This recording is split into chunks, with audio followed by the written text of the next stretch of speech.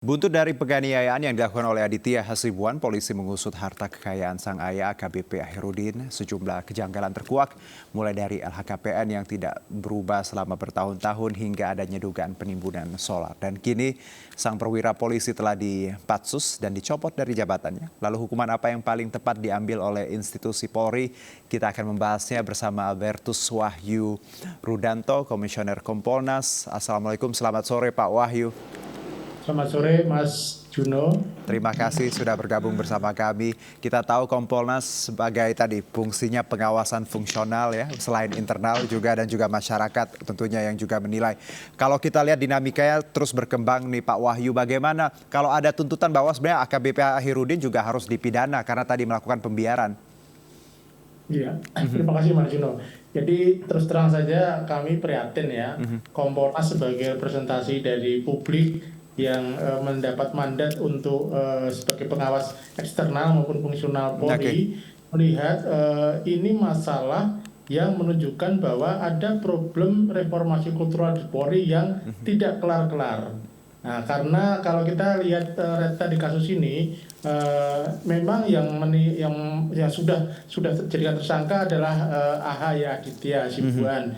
Bapaknya Hakinuddin Hasibuan AKBP sudah dicopot dari jabatan Kabak narkoba ya, Kabak Operasional Narkoba KBO. Kemudian sekarang ditempatkan di Patsus, hanya ditahan di Provos Polda. Nah, tahapan sekarang memang sedang sidang kode etik, sedang putusan etik ya. Artinya nanti akan ada sidang kode etik untuk memutuskan apa hukumannya secara etik. Tetapi saya kira dalam waktu 30 hari ini tentu ada pendalaman-pendalaman dari internal Polda Sumut, termasuk bagaimana perkembangan penyidikan yang dilakukan terhadap Aditya Hasibuan. Nah, kalau saya melihat kasus ini memang tidak bisa dihindari lagi selain etika, ada sanksi pidana karena pembiaran tadi dari pihak Direskrim sudah menyatakan ada indikasi ya pembiaran dan sebagainya.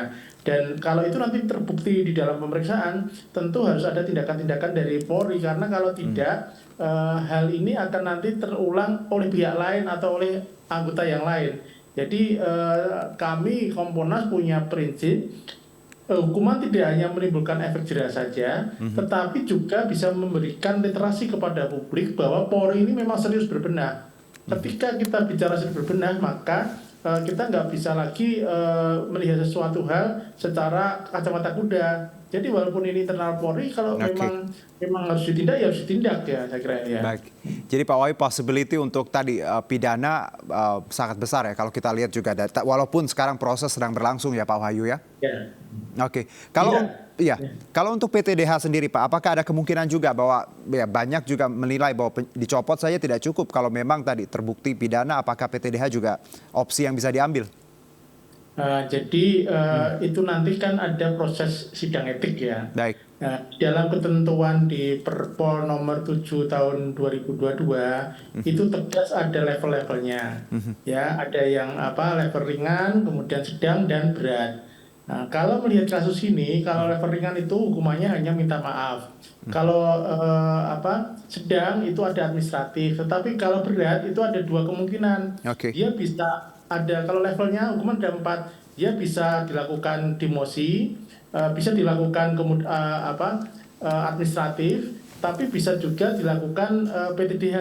Nah, ini nanti tentu akan dilihat pada level tingkat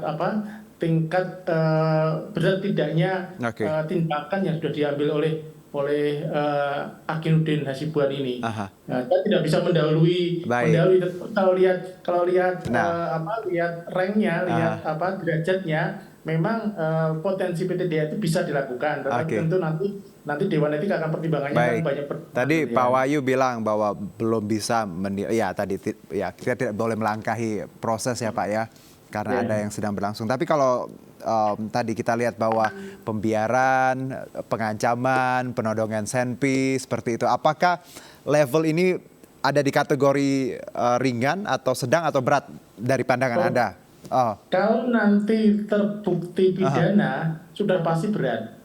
Sudah berat. Hanya di berat itu hukumannya itu ada level-levelnya. Bisa di demosi, misalkan penurunan pangkat atau penundaan kenaikan pangkat, dan bisa juga PTDH.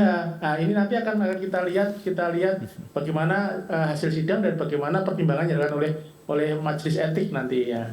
Oke, jadi memang seperti itu ya Pak. Tapi nanti kita lihat bagaimana perkembangannya Pak Wahyu. Kalau untuk dugaan kepemilikan gudang solar nih Pak, oplosan lagi. Bagaimana Kompolnas melihat ini? Ya, ini penyakit yang tidak hanya di Sumut, tapi beberapa tempat kita kejadian. Jadi begini Mas, yang namanya polisi itu dengan kewenangan yang dipunyai, dia ada dua kemungkinan yang dilakukan. Satu, dia bekerja sesuai dengan amanahnya sebagai anggota Polri. Jadi dia sebagai penegak hukum, dia juga sebagai pelindung, pengayom, pelayan. Tapi yang kedua, dia bisa menyalahgunakan kewenangan yang dia punyai. Yang kedua ini, saya kira kalau sampai terbukti nanti bahwa ada tindakan penimbunan solar, berarti dia sudah menyalahgunakan kewenangan yang dia punyai. Ini tentu tidak bisa hanya etik, kalau ini sudah pasti harus pidana. Dan saya kira aturannya, hukumannya sudah ada semua di KUHP ya. Jadi seperti itu ya Pak ya, kalau nanti terbukti menyalahgunakan kewenangan tadi pasti akan pidana ya Pak Wahyu ya. Nah ini kaitannya juga dengan LHKPN Pak, tidak berubah bertahun-tahun loh Pak. Bagaimana pengawasan dari Kompolnas terkait banyaknya anggota Polri, mungkin yang ya tidak semuanya, tapi yang sekarang lagi jadi sorotan bahwa ya ada beberapa kasus bagaimana harta kekayaannya tidak wajar dan akhirnya memang kalau dicek di LHKPN tidak berubah bertahun-tahun Pak. Saya melihat memang ini sistem yang kita pakai di Indonesia. LHKPN itu dibikin secara mandiri yang dikirimkan kepada KPK, kepada semua pejabat penyelenggara negara.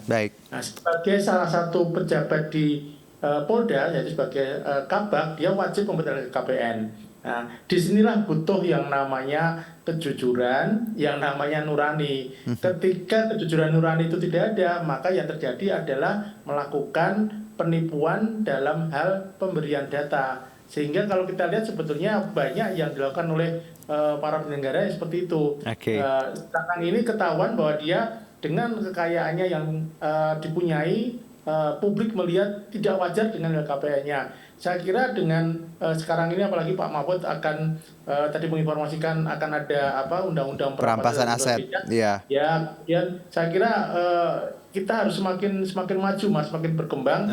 Artinya konsep-konsep atau prinsip yang ada di LHKPN itu nantinya yang mengontrol bukan hanya KPK tapi juga publik. Nah, cara-cara inilah saya kira yang menurut saya menjadikan kita semakin maju, semakin berkembang, dan polisi dengan kitanya sebagai pelindung, pengayom, pelayan, saya kira juga harus menjadikan ini sebagai ideologi. Doktrinnya polisi kan sebagai pelindung, pengayom, pelayan itu harus passion itu harus ada di setiap anggota polisi. Ketika passion itu tidak ada di anggota polri, yang terjadi ya tentu penyalahgunaan wewenang atau hal-hal yang tidak sesuai dengan kitanya sebagai polisi. Ini menarik Pak, pelindung, pelayan, pengayom. Nggak ada pamernya ya Pak ya harusnya ya? Ya justru soal hedon, soal pamer itu yang bicara bukannya Kapolri, mulai presiden sampai bicara. Saya ketika saya juga di istana waktu itu, presiden sampai mengingatkan, ini presiden yang ngomong ya, sampai orang melihat sepatunya merek apa, tasnya merek apa, istrinya pakai apa. Ini presiden yang sebetulnya itu sangat teknis sekali. Artinya ini sudah kalau orang Jawa kebablasan lah, ya memang harus ada langkah-langkah yang kalau dalam bahasa saya harus langkah-langkah yang ekstrim lah, yang berani ya kira ya. Kalau bicara ini kan sangat apa ya Pak ya, kalau saya lihat kalau bicara pamer ya kita tidak hanya bicara Polri, banyak institusi lainnya juga yang kerap pamer dan bagian dari sifat ya manusia seperti itu. Tapi kalau kita lihat formulasi Pak, Anda sebagai pihak Kompolnas, adakah formulasi khusus yang bisa kita terapkan agar banyak baik itu perwira tinggi maupun keluarga ataupun anak yang terafiliasi dengan kepolisian harus paham bahwa ada hal-hal yang tidak boleh atau tidak baik dilakukan, termasuk pamer dan melakukan tadi misalnya mengatasnamakan karena merasa superpower bisa menganiaya atau melakukan tindak kekerasan terhadap orang. Ada formulasi khusus Kompolnas yang nantinya mungkin akan bisa jadi jawaban dari semua ini, Pak? Jadi begini Mas, Nah, yang penting proporsional. baik. Tapi begini yang harus disadari oleh para polisi, bahwa memang polisi itu bukan dewa, bukan malaikat. Ya, Tapi sebagai polisi itu dia terikat dengan norma-norma yang tidak sama dengan orang pada umumnya. Dan itulah yang saya sebut sebagai ideologinya Ya. polisi. Ya. Nah, norma itu sebetulnya sudah diatur secara tertulis maupun tidak tertulis. Secara tertulis ada di Perpol tentang kode etik. Di situ ada etika kepribadian, etika negara dan sebagainya. Jadi sebetulnya secara teknis aturannya ada. Dan kalau ditanya formulanya sudah ada. Oke. Nah, tapi yang harus dipahami juga ada namanya kepatutan, Mas. Aha. Ya, kepatutan ini sangat konteks dengan tugasnya polisi. Ya. Ketika dengan gaji tertentu, penghasilan tertentu, kemudian penampilan yang tidak patut, tentu menimbulkan kecurigaan. Dan saya kira kita nggak perlu bicara matematik, tapi kepatutan itu kan bisa kita rasakan, Mas. Dengan apa? Dengan hati nurani. Itulah kemudian saya ingat betul ketika saya kuliah dulu, almarhum Profesor Sektor Harjo mengatakan kerja polisi itu rumusnya O2 plus H. Apa itu? Yang satu dia punya otot, dua dia punya otak, dan ketiga dia punya hati nurani. Hati nurani inilah yang patutan tadi, Mas, yang penting ini ya. Jadi percuma pinter, kompetensi oke, kapabilitas oke, tapi kalau hati nuraninya nggak punya, dia tidak layak menjadi polisi. Oke. Ya. Tapi masih banyak ya Pak yang punya hati nurani ya? Oh banyak. Oke. Saya kira yang tidak baik itu persen kecil, tapi yang kecil ini Yes, ya. kan Ya, karena kan kalau kita bicara ini Pak Wahyu oknum ya, kita tidak boleh mengeneralisasi karena banyak sekali anggota polisi yang menjalankan tupoksinya dengan sangat baik, prestasinya baik. Jadi ya sekarang ini ya. Kalau kita perhatikan tidak macet. Itu kan kerja polisi yang meninggalkan keluarga sampai apa? Ya, Jangan bedain dengan hal yang 1-2 orang seperti itu ya. Saya kira apresiasi kepada kerja polisi juga harus kita berikan. Ini juga benar. Bicara tidak macet, ini arus balik, arus mudik kemarin ini juga kinerjanya polisi yang tadi. Mereka meninggalkan tidak ikut bersenang dengan keluarga, harus jaga di jalan dan sebagainya, kan untuk kepentingan publik. Jadi jangan sampai mereka yang sudah kerja bagus ini, buat teman-teman Babi Katiwas yang di daerah-daerah pelosok ya, saya datang ke beberapa tempat di Indonesia, jangan dirusak oleh 1-2 orang yang perilakunya hedonis, perilakunya kemudian penyalahgunaan kewenangan. Saya kira ini yang sangat penting, maka sidang etik juga harus mempertimbangkan hal ini, saya kira. Oke, baik Pak. Satu mungkin sebelum kita tutup diskusi ini, kita tahu kita sudah belajar banyak dari kasus Sambo ya, Teddy Minahasa kemarin, dan ada kasus baru seperti ini. Bagaimana Kompolnas melihat ada banyak celah seperti ini dan lagi-lagi hal yang sama, pattern yang sama ya terulang, dan ya kita tadi percaya bahwa masih banyak polisi yang jauh lebih baik dari nama-nama yang saya sebutkan tadi. Bagaimana tanggapan Kompolnas melihat bahwa agar hal serupa tidak terjadi lagi dan kasus-kasus seperti ini jadi pelajaran untuk polisi yang mungkin nuraninya sekarang sedang menonton tiba-tiba terbuka agar tidak mengulangi hal yang sama, Pak Wahyu? Jadi begini Mas, polisi itu sejak awal sudah sadar bahwa ada yang kurang dan harus diperbaiki. Ada 3 reformasi struktural ya, kemudian reformasi instrumental, yang ketiga reformasi kultural. Kultural ini yang sampai sekarang belum kelar. Kultural. Jadi ya kita harus yang reformasi kultural yang sampai sekarang tidak baik-baik, yang sampai sekarang ini maju mundur, bahkan kadang-kadang jalan di tempat terus, ini yang harus kita dengan konsisten kita lakukan. Ketika ini kita lakukan dengan konsisten, maka ya kita harapannya apa yang menjadi harapan publik itu bisa terpenuhi lah Mas ya. Oke. Tapi sekali lagi ya Pak, bahwa banyak kinerja teman-teman dari kepolisian luar biasa ya. Dan salah satu contohnya tadi. Jadi bisa oleh 1-2 orang ini. Betul. Dan terima kasih juga untuk Kompolnas tadi sebagai pengawas eksternal dan juga fungsional terus menjalankan tugasnya agar tadi hal-hal seperti ini kita bisa minimalisir, dan tentunya untuk citra kepolisian dan kinerja yang lebih baik ya Pak ke depannya.